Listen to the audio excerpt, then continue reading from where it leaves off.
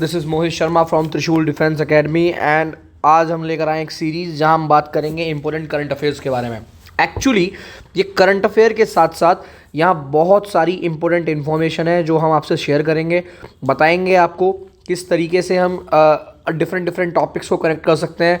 यहाँ की जो करंट अफेयर्स मैं आपके सामने बता रहा हूँ, these current affairs are directly targeting to the international relationship as well as your आपके एग्जामिनेशन के पॉइंट ऑफ व्यू से, रिटन एग्जामिनेशन के पॉइंट ऑफ व्यू से भी आपको हेल्प करेगा। तो काफ़ी इंपॉर्टेंट है पेपर के पॉइंट ऑफ व्यू से। आई होप आपको ये करंट अफेयर्स पसंद आएंगी।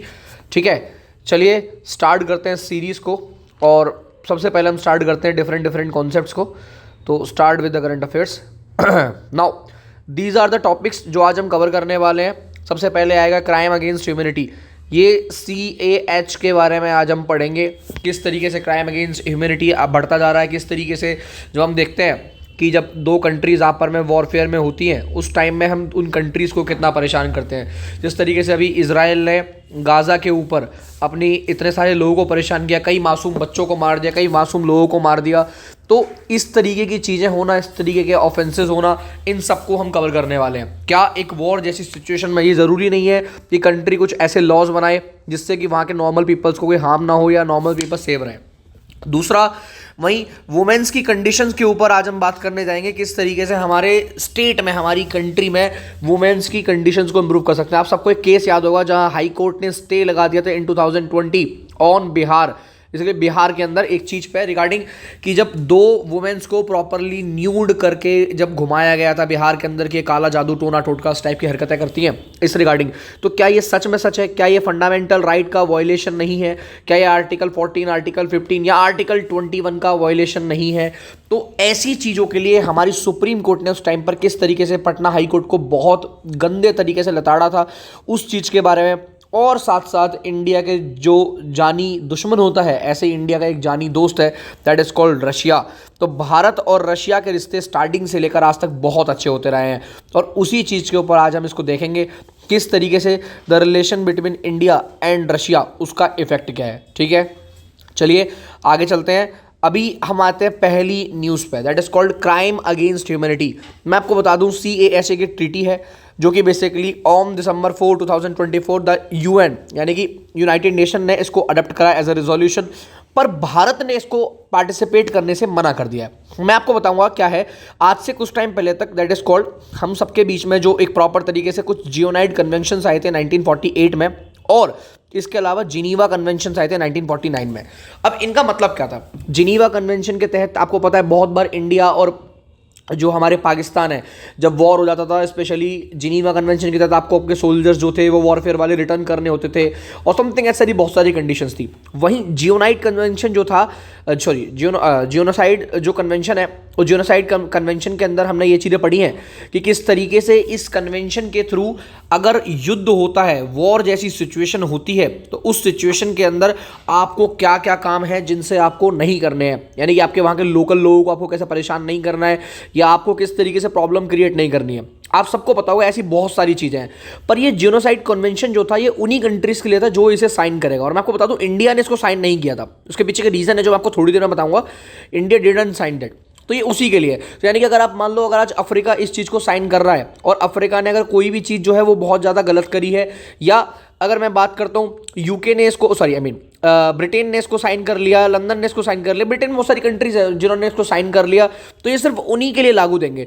बट जो CAH है ये international that grave the international crimes which the international criminal court, यहाँ पर हम बात कर रहे हैं। यानी कि यहाँ बात कर रहे हैं कि अगर कोई भी कंट्री, अगर सपोज करिए कल को एक लड़ाई हो जाती है इंडिया और पाकिस्तान के बीच में, तो इंडिया और पाकिस्तान के बीच में अगर कल को पाकिस्तानी कुछ भी पाकिस्तानी सोल्जर्स या कोई भी लोग इंडिया के कुछ पीपल्स को बहुत गंदी तरीके से परेशान कर रहे हैं, या अपने ही कंट्री में अगर में सिविल वॉर हुआ या कोई भी ऐसी चीज़ हुई, उस कंडीशन के केसेस में हम ह्यूमन राइट्स का वायलेशन कर रहे हैं, जो मेन चीज़ है, तो उसका क्या इफेक्ट पड़ेगा यहाँ पर वो बताने को बहुत ज़्यादा इंपॉर्टेंट है। अब ह्यूमन राइट का वायलेशन यहाँ पर कहीं ना कहीं इंसान करता है। जैसे कि अगर मैं बात करूँ, हिटलर ने कई हज़ार लोगों को अपने टाइम पर भूखा रखा था जब हिटलर का टाइम था, तो क्या ये वायलेशन नहीं है?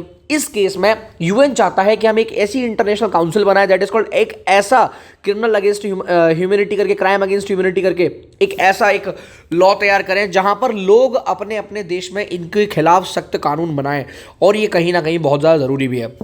बट मैं आपको बता दूं, Bharat is not a part of that, because CH जो है वो govern only the under of Rome statute जो है। जनरली ये सारी चीज़ें हैं इनके अंदर, देखो जैसे क्या क्या चीज़ें हैं जो इनके अंदर इंक्लूड है, murder, extermination that is called, सबसे मेन चीज़ जो है torture, imprisonment and the rape. आपको पता है सबसे ज़्यादा हमारे देश में खतरा होता है वुमेन्स को किसी भी वॉर के दौरान, चाहे अब जब भारत पाकिस्तान के बंटवारे की बात कर लीजिए 1947 में, या आप बात करिए 1971 में, या जब इजराइल और गाजा के अंदर अभी सिचुएशन चल रही है, रशिया और यूक्रेन के बीच में सिचुएशन चल रही है, तो सबसे ज़्यादा खतरा होता है वहाँ की वुमेन्स को। हालांकि आपने रिसेंटली मणिपुर क्राइसिस देखे होंगे, जहाँ मणिपुर क्राइसिस में आपने बहुत सारी चीज़ें देखी होंगी, किस तरीके से वुमेन्स को न्यूड करा गया और ऐसी चीज़ें हुई। तो ये रेप्स के क्राइम बढ़ जाते हैं, ऐसी चीज़ें बढ़ जाती हैं। तो इन सबको सेव करने के लिए बात करी गई है कि क्राइम अगेंस्ट ह्यूमन लाया गया है। अब नाउ क्या इंडिया की यहाँ पर क्या क्या चीज़ें हैं जो इंडिया चाहती है बेसिकली, तो देखिए जो हमारा इंटरनेशनल क्रिमिनल कोर्ट है, ठीक है, सिंपल सी बात है भाई, यहाँ बहुत सारी चीज़ें हम बता रहे हैं। इंटरनेशनल क्रिमिनल कोर्ट चाहता है कि इंडिया इसके अंदर पार्टिसिपेट करे, but India is not participating here, because मैं आपको बता देता हूँ, क्योंकि यहाँ पर हम बेसिकली फोकस क्या कर रहे हैं, they are focusing on the individual criminal responsibility. इन लोगों ने अपना एक यूनियन बना रखा, एज यू नो दैट कि वेस्टर्न कंट्रीज, जितनी भी वेस्टर्न कंट्रीज हैं, ये अगर कोई भी क्राइम करती हैं तो इनके लिए लीगल है, और इसके अलावा कोई भी कंट्री अगर आगे बढ़ने की कोशिश करती है, इसको दबाने का पूरा कोशिश करती है। सबसे बड़ा जो मेन रीज़न है नाउ, अगर मैं इन शॉर्ट अगर छोटे से पॉइंट ऑफ व्यू में बताऊं, ठीक है, कि ऐसी कौन कौन सी चीज़ें जो उसमें कवर नहीं है।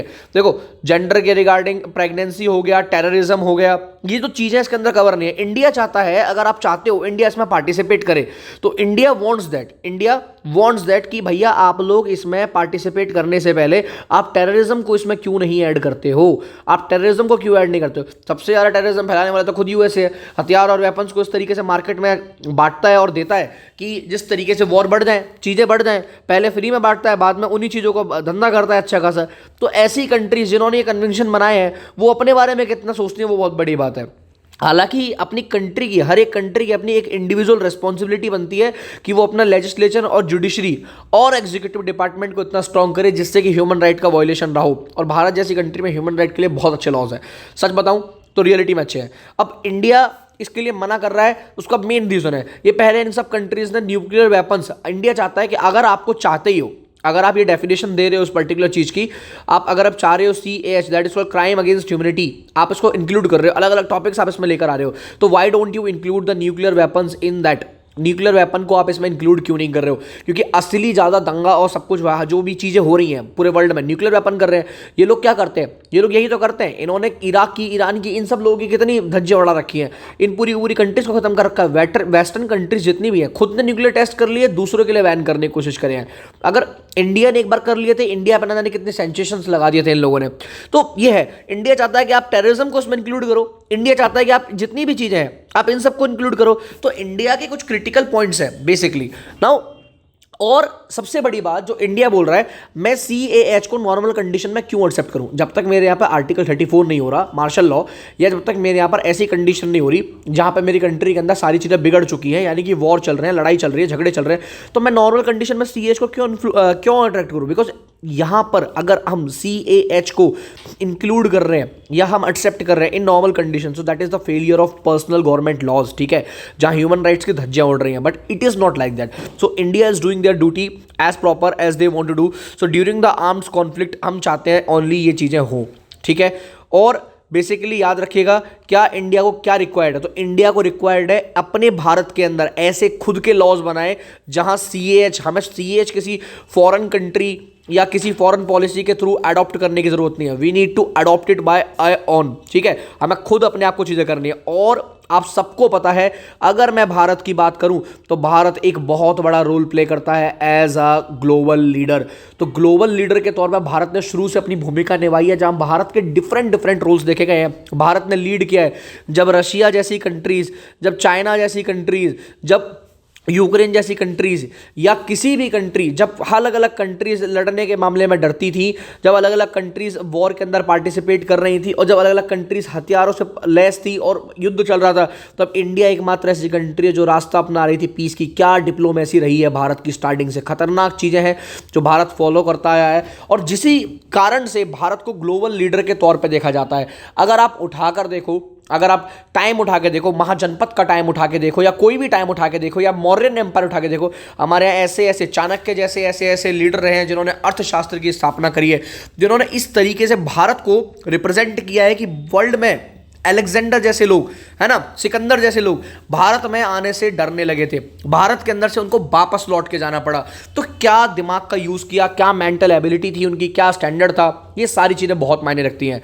Now come to the second news that is called main the question regarding the supreme court ने बहुत गुस्सा हुई है भाई, पूरा 19 पेज का एक पूरा पत्र सा लिख दिया हाई कोर्ट के रिगार्डिंग, पटना हाई कोर्ट के रिगार्डिंग। आप सबको पता होगा बिहार में 2 वुमेन्स को 2020 में प्रॉपरली न्यूड करके चलाया गया था और उसके बाद एक बेंच बैठा था, जैसे 2 बेंच था CT रवि कुमार एंड संजय करोल का, जहां पटना हाई कोर्ट में उन्होंने स्टे लगा दिया था for the criminal proceeding against the accused person and the Bihar government for not pursuing the case to the brink.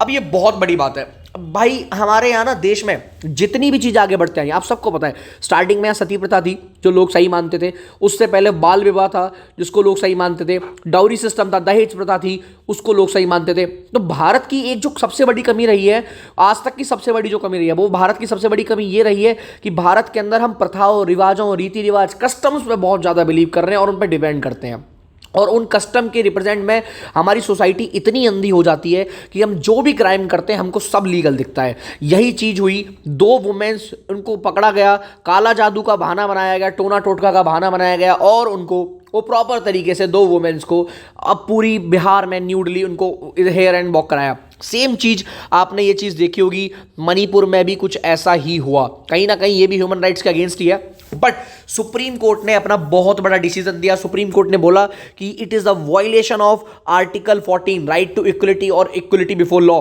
याद रखिए, equal protection of law and equality before law. And article 15 that is called no discrimination on the basis of caste, sex, religion, racism and place of birth. और उसके अलावा article 21 right to privacy. Basically in 3 articles का violation हुआ। Supreme court ने सीधा सीधा statement दिया। देखो, भारत एक ऐसा देश है, भारत एक ऐसी कंट्री है जहां वुमेन्स को बहुत बड़े डिग्निटेबल रूप पर रखा जाता है। एक ऐसा देश जहां हमारे यहाँ वुमेन्स को माँ के रूप में पूजा जाता है, बहनों के रूप में पूजा जाता है। हम जब भी उठते हैं, जब भी जाते हैं, तो हमारा सबसे पहला काम होता है उनके पैर छूना, उनके पाँव छूना, चाहे वुमेन्स बड़ी हो या छोटी हो, जब देवी के रूप में देखा जाता है। ऐसी कंट्री में कुछ ऐसे लोग हैं जो सोसाइटी को बदनाम कर देते हैं, कुछ ऐसी हरकतों से जहां हमारी सोसाइटी पूरी तरीके से खत्म हो जाती है। Now this is the very important thing कि हमको यहां पर एक ऐसे डिसीजंस लेने की जरूरत है जहां वुमेन्स को हम सेव कर सकें। क्योंकि जहां भारत में देखिए कुछ चंद वो अभी रिसेंटली अतुल सुभाष का केस निकल कर आया, जहां पर आपको देखा गया 2 वुमेन्स के जो रोल थे वो कितने अगेंस्ट थे। एंटी वुमेन यहां पर सिस्टम चल रहा था। एक्चुअली पीपल्स ने कैंपेन स्टार्ट कर दिए anti womens. Now I would like to say you, वहीं भारत में कहीं ना कहीं ऐसे भी एग्जाम्पल रहे हैं जहां पर वुमेन्स के खिलाफ भी गलत हुआ है। तो it's not about gender, it's about person to person. अगर मैं बात करूं मेल की तो मेल भी गलत होते हैं, अगर मैं बात करूं फीमेल की तो फीमेल भी गलत होते हैं। समटाइम्स फीमेल एक्यूज रहती हैं, समटाइम्स मेल एक्यूज रहती है। भारत में फीमेल्स ने स्टार्टिंग से लेकर आज तक बहुत कुछ सहा है। हमारी सोसाइटी में पेट्रार्कल सोसाइटी रही है, यानी कि पितृवादी सोसाइटी रही है इंस्टेड ऑफ मेट्राइकल सोसाइटी। नाउ आज अगर इंडिया में वुमेन्स आगे बढ़ रही हैं तो दिस थिंग्स कहीं ना कहीं वो मेल्स को खटक रही है कि कैसे एक कोई औरत हमसे आगे बढ़ सकती है, फील्ड में जा सकती है। I know there are some field जहां पर डिस्ट्रीब्यूशंस हैं, जहां पर औरत और आदमी दोनों बराबर हैं, और कुछ जगह ऐसी हैं जहां औरतें ज़्यादा अच्छे हैं, कुछ जगह ऐसे हैं जहां आदमी ज़्यादा अच्छे हैं। But it depends. Now the most important thing, we need to make such strict laws apart from these things. ठीक है, सबसे पहली बात कि कहीं ना कहीं हमें कुछ ऐसे यूनिफॉर्म लॉज लाने की जरूरत है जहां हम वुमेन को सेव कर पाएं। दूसरा, फास्ट ट्रैक जुडिशियल प्रोसीडिंग। आज कोई भी वुमेन का रेप हो रहा है, कोई भी चीज हो रही है, बट जब भी ऐसे केसेस हो रहे हैं in the condition of any of the thing, we need to do that. What we need to do that, we need to do one thing that कि हमें कुछ ऐसे लॉज बनाने की जरूरत है जिससे हम वुमेन्स को सेव कर सकें। और उन लॉज बनने के बाद कहीं ना कहीं एक फास्ट ट्रैक हमारी यहाँ पूरी की पूरी अथॉरिटी है, जो प्रोसीडिंग है वो अच्छी खासे रूप में चलती रहे। This is the most important thing. Now hold state authorities for accountable of the labs. अब नाउ बेसिकली देखिए जो स्टेट अथॉरिटीज हैं, अब बिहार वाला केस था, कहीं ना कहीं वहाँ स्टेट इसके लिए रेस्पॉन्सिबल था. स्टेट की डेफिनेशन याद रखिएगा आर्टिकल 12 और आर्टिकल 36 में दी गई है. ठीक है, anybody which is having legislative and the executive function and which is independent in India is known as a state. ठीक है, याद रखिएगा. Now what I am saying कि भैया हमारे यहाँ पर सबसे बड़ी चीज़ है कि जो स्टेट की अथॉरिटीज़ हैं, अब स्टेट अगर गलत है तो उसको गलत ठहराए, सही है तो सही ठहराए. स्टेट अपने आप को सेफ ना करे, है ना. यहाँ पर सरकार का होना बहुत जरूरी है. अगर आप मणिपुर के क्राइसिस की बात करो जहां वुमेन्स के साथ हुआ, it is the biggest failure of the central government. Central government का इतना बड़ा फेलियर था वो कि सेंट्रल गवर्नमेंट के होते हुए ऐसा हो कैसे गया. Why it is gonna happen that. Now कहीं ना कहीं इतने बड़े फेलियर्स के बाद ये चीज़ हमें समझ आनी चाहिए. I am not following any of the party but I am talking about one thing कि जहां गलत है वहां गलत रहो, जहां सही है वहां सही रहो. ठीक है, हमें वुमेन्स के बीच में अवेयरनेस जगाने की ज़रूरत है. उनको उनके राइट्स, उनकी जेंडर इक्वलिटी, इन सब के बारे में रिप्रेजेंट करने की जरूरत. और ये चीज़ें स्टार्ट होती हैं स्कूल से.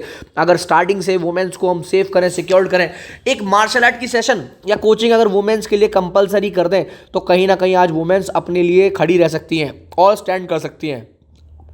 जब हमको पता है कि कहीं ना कहीं mens will create a problem in this thing, तो ऐसी केस में वुमेन्स को आगे बढ़ाने के लिए उनके खुद के ग्रुप हों जहां पर वुमेन्स ही लीड करें. रिसेंटली ऐसी कुछ न्यूज़ें आती हैं जहां पर फेलियर्स होते हैं बट फेलियर्स ही सक्सेस का कारण होता है. ऐसा तो नहीं था कि आइंस्टाइन ने अपने कोई भी चीज़ें हैं जो एक बार में पाली हो, या ऐसा तो नहीं था थॉमस अल्वा एडिसन ने भी अपना बल्ब जो है फर्स्ट टाइम में इन्वेंट कर लिया हो, या ओवरऑल उसकी चीज़ें, बहुत सारी चीज़ें होती है. हम जब किसी चीज़ को रिसर्च कर रहे होते हैं फर्स्ट टाइम में उसका रिजल्ट मिल जाता है. No, it happens. हम वर्क करते हैं, मेहनत करते हैं, काम करते हैं, फेलियर्स होते हैं और तब अंत में जाके हमें रिजल्ट मिलते हैं. So it is the most important thing कि अगर कोई वुमेन्स किसी चीज़ को लीड कर रही है और लीड करने में ड्यूरिंग द लीड अगर कोई दिक्कत आ रही है, प्रॉब्लम आ रही है, कोई भी इशूज़ आ रहे हैं, तो हम उनका साथ दें, ना कि उनको क्रिटिसाइज करें. ये बहुत इंपॉर्टेंट चीज़ है. सारा फर्क एक ही चीज़ का है, सोच का, थिंकिंग का. अगर आप सच हो, अगर आप सही इंसान हो, if you are the right person then you will go through with the right. And the biggest and the important thing, strict monitoring on the every policy, on the everything. और सोसाइटीज़ में अगर थोड़ा हमारा प्रशासन थोड़ा strictly monitoring करे इन चीज़ों को और इस पर डिसीजन ले, तो कहीं ना कहीं भारत के अंदर सारी चीज़ें ऑटोमेटिकली इंप्रूव कर जाएंगी. This was the biggest point here. Now come back to the next point. जैसे है जय और वीरू की जोड़ी, जैसे है धर्म और वीर की जोड़ी, उसी तरीके से आती है मेरे भारत और मेरे रशिया की जोड़ी. अब इंडिया के और रशिया से काफ़ी अच्छे रिलेशन है. सुनने में आ रहा है कि 2025 में इतने प्यारे रिश्ते हैं कि वीज़ा फ्री भी हो सकता है इंडियंस के लिए Russia. And this will be a great opportunity for everyone. वैसे ठीक है, हालांकि इंडिया और रशिया के जो रिलेशंस भी अलग अलग टर्म्स में है. देखिए भारत एक ऐसा देश है, भारत एक ऐसा देश है जो कि डिप्लोमेसी में आज के टाइम पर एक अलग लेवल छू रहा है. भारत की जो डिप्लोमेसी है आज के टाइम पर अलग लेवल है. उसकी पूरा का पूरा जो श्रेय है ना जयशंकर साहब को जाता है, जो हमारे फॉरेन मिनिस्टर हैं. और कहीं ना कहीं भारत की अगर मैं सिक्योरिटी की बात करूं तो अजीत डोभाल जैसे लोग हैं जो एनएसए में बैठे हुए हैं, जो हमारे देश के लिए इतना कुछ कर रहे हैं. और वहीं हमारे देश में कट्टर प्राइम मिनिस्टर और कट्टर चीफ मिनिस्टर्स कुछ ऐसे हैं जो देश को आगे लेके जा रहे हैं, प्रॉपर तरीके से आगे बढ़ा रहे हैं. नाउ रशिया स्टार्टिंग से बहुत इंपॉर्टेंट पार्ट रहा है. जब भारत को चारों तरफ से अलग अलग कंट्रीज ने घेर लिया था, तब एकमात्र रशिया ऐसी कंट्री थी जिस रशिया ने इंडिया का साथ दिया था. और कहीं ना कहीं जब दो प्यारे दोस्त होते हैं, दो अच्छे दोस्त होते हैं, उनके बीच में फूट डालने का या कॉन्फ्लिक्ट डालने का काम दूसरे लोग करते ही करते हैं और बहुत आसानी से करते हैं. इंडिया और रशिया के बीच में भी ऐसे हुआ. रिसेंटली यूक्रेन और रशिया वाले मुद्दे पे जब बहस चल रही थी, अलग अलग कंट्रीज अपना अपना अलग अलग रोल रही थी और यूक्रेन पे और रशिया पे कुछ सेंसेशंस लगाई जा रही थी, तो एकमात्र भारत ऐसी कंट्री थी उस टाइम पर जो रशिया के साथ खड़ी थी. And they know that very well. क्यों वो साथ खड़े थे? क्योंकि उनको पता है कि भारत जो अगर आज रशिया के साथ नहीं खड़ा रहेगा तो कल को ऐसा भी टाइम आएगा जब चाइना के दबाव में आकर रशिया को चाइना से हेल्प लेनी पड़ेगी. और जब रशिया चाइना से हेल्प लेगा तो कहीं ना कहीं चाइना कल जब इंडिया पे अटैक करेगा तो रशिया बैकफुट पर चला जाएगा. और ये बहुत बड़ी चीज़ है. तो भारत ने ये चीज़ों को जानता है. इसीलिए आपको पता है जब लोगों ने उनको ब्लेम किया, भारत पर ब्लेम किया कि आप ना तो इधर है ना आप उधर है, तो भारत ने बोला किसने बोला मैं इधर नहीं, मैं हूँ. मैं शांत इसलिए था बिकॉज मैं तरफ हूँ पीस की तरफ. क्या डिप्लोमेटिक आंसर था हमारे. इतना खतरनाक डिप्लोमेटिक आंसर देने की जो भाई साहब जो काबिलियत है वो भारत जैसी कंट्री में ही हो सकती है. नाउ रशिया ने बहुत इंपॉर्टेंट रोल प्ले किया to supporting the India's in terms of energy, security and technology. सबसे बड़ी बात, रशिया अपने इंपॉर्टेंट रोल प्ले कैसे कर रहा है. देखिए ब्रिक करेंसी है, ठीक है. ब्रिक करेंसी का केस मैं आपको बताता हूं. ब्रिक समिट हुआ भारत में, रशिया में, ठीक है. अभी ब्रिक समिट रशिया के अंदर हुआ. यहाँ 5 कंट्रीज आती हैं अभी रिसेंटली इनके अंदर. टोटल ओवरऑल काफ़ी कंट्रीज है. 2006 से स्टार्ट हुआ, बाद में जाकर चीज़ें चेंज हुई इसमें. ठीक है। ओवरऑल ब्रिक करेंसी की अगर मैं बात करूं, ये क्या है, देखिए Brazil, Russia, India, China and South Africa, they want to launch their currency. आपको पता है पूरे मार्केट में आज के टाइम पे किसी का बोला बाला है तो वो है डॉलर का। डॉलर ने पूरी मार्केट को कैप्चर कर रखा है, मैं बोलूँ शायद सच में 90% मार्केट डॉलर ने कैप्चर कर रखा है। Now these countries want to launch a BRIC currency. ये ब्रिक करेंसी क्या होगी, जैसे अभी आज सारा इंटरनेशनल जो ट्रेड होता है वो डॉलर में होता है। नाउ ब्रिक्स करेंसी आने के बाद the maximum trade in Asia that will be done by that brick currency. ये काफ़ी बड़ी चीज़ होगी, बिकॉज अगर आप खुद सोचिए आज यूएसए की अगर करेंसी को हम इतना ज़्यादा यूज़ कर रहे हैं तो यूएसए का उसमें बहुत ज़्यादा बेनिफिट है। तो अगर कल को एट एनी कॉस्ट कुछ भी ऐसा हुआ जहां पर ये ब्रिक हम यूज़ कर रहे हैं, सॉरी डॉलर हम यूज़ कर रहे हैं और रशिया की यूएस की हमसे लड़ाई हो गई, तो यूएसए क्या करेगा, रशिया जैसा हाल करेगा। यूएसए ने रशिया के जितने भी बिलियंस और trillions of dollar of money Russia के पास था, जो डॉलर की टर्म्स में था, उन सब की वैल्यू जीरो बना दिया। उन्होंने एक्सेप्ट करने से मना कर दिया because they are having power. So इसीलिए हमारे पास सेकेंड ऑप्शन होना बहुत ज़रूरी था, बिकॉज किसी भी चीज़ की मोनोपोली, एक्सेसिव मोनोपोली बहुत बड़ा खतरा बन सकती है in future in the terms of war और ऐसी कंडीशन में। इसीलिए आज यूएसए बहुत ज़्यादा स्ट्रांग है और इसीलिए डोनाल्ड ट्रंप ने धमकी भी दी थी कि अगर तुम लोग ब्रिक करेंसी लॉन्च करोगे तो मैं तुम्हारे साथ ऐसा कर दूंगा, वैसा कर दूंगा। हालांकि उसकी जो बातें हैं ना, बहुत ही ज़्यादा हंसने वाली बातें लगती हैं। कभी ध्यान से उसकी स्पीच एंड वो सुनिएगा, बहुत ही कॉन्ट्रोवर्शियल मुद्दे पर वो बात करता है सीधे स्ट्रेट फॉरवर्ड। पता नहीं काफ़ी इंटरेस्टिंग बातें हैं एक्चुअली, कभी सुनिएगा तो हंसी भी आएगी शायद, ठीक है। तो और दूसरा, अभी आपको पता है इंडिया और चाइना के बीच में काफ़ी कॉन्फ्लिक्ट चल रहे थे, स्पेशली एलएसी को लेकर। तो उस कंडीशन में रशिया ने बहुत बड़ा रोल प्ले किया है ब्रिक्स समिट के दौरान। स्पेशली जो हमारे इंडियन पीपल्स ने चाइनीज़ पीपल ने इंडियन पीपल से बात करी और कहीं ना कहीं सीज फायर की अनाउंसमेंट करते हुए एलएसी के अंदर जो चीज़ें हैं आज बहुत शांत है, अभी रिसेंटली बहुत शांत है। तो इन टर्म्स ऑफ ट्रेड ये हमारे लिए बहुत ज़्यादा फायदेमंद रही है चीज़ें। कहीं ना कहीं ट्रेड के पॉइंट ऑफ व्यू से या किसी भी पॉइंट ऑफ व्यू से रशिया ने हमेशा हमारा साथ निभाया है। नाउ डिप्लोमेसी की अगर मैं बात करूं, आपको पता है भारत एक ऐसी कंट्री है जो ओवरऑल मल्टीलेटरल डिप्लोमेसी है। अगर मैं रशिया की बात करूं तो रशिया के काफ़ी दुश्मन है ना, स्पेशली फ्रांस की रशिया से बिल्कुल नहीं बनती है, बट भारत की बहुत अच्छी दोस्ती है फ्रांस से, है ना। Similarly in the other terms अगर मैं इटली की बात करूं तो इटली भी सेम ऐसा ही रोल करती है। तो ये भारत की डिप्लोमेसी है, how Bharat is handling. Bharat simple सी बात बोलता है, यार मैं तो तेल बेच रहा हूँ, तेल ले रहा हूँ, या मैं ये दे रहा हूँ, वो दे रहा हूँ, मैं कोई वेपन थोड़ी ना बेच रहा हूँ, मैं तो अपना काम कर रहा हूँ, आई एम डूइंग दैट। और एक्सपोर्ट इंपोर्ट करना कोई गलत थोड़ी ना है। तो ऐसी कंडीशंस को हैंडल करना, जब रशिया पर सबने सेंसेशंस लगा दिए थे, वेस्टर्न कंट्रीज अपने अपने सेंसेशंस लगा दिए, तब इंडिया उससे बहुत बड़ा फ्यूल खरीद रहा है। बिकॉज इंडिया को पता था कि अगर आज रशिया के साथ कोई नहीं खड़ा है, कल ऐसी उसके साथ भी कंडीशन आई थी, इंडिया के साथ कोई नहीं खड़ा था, तब रशिया ही आया था साथ निभाने को। तो आज अगर मैं रशिया के साथ खड़ा रहूंगा तो कल जब चाइना अपना एंट्री करने की कोशिश करेगा या चाइना बेसिकली पावर बनाने की कोशिश करेगा, अगर रशिया ने गलती से चाइना से हेल्प ले ली तो Russia will become the slave of China. ये बहुत बड़ी बात है। तो ऐसी इंडिया की डिप्लोमेटिक कुछ ऐसी पॉलिसीज हैं जो हेल्प करती हैं रशिया को to become the slave of China, prevent करती हैं, हेल्प करती हैं। And now this is also happening. अभी आर्टिक ओशन से बर्फ पिघलेगी, 2-3 सालों में ट्रेड रूट चालू होगा, शॉर्टेस्ट ट्रेड रूट बन जाएगा वो। तो रशिया के एरिया जो है मैक्सिमम एरिया वहां से टच होता है। नाउ अगर इंडिया रशिया के साथ खड़ा है तो रशिया भी तो इंडिया के साथ खड़ा है ना, तो कल को उस ट्रेड रूट में सबसे ज्यादा फायदा किसको होगा? इंडिया को फायदा होगा।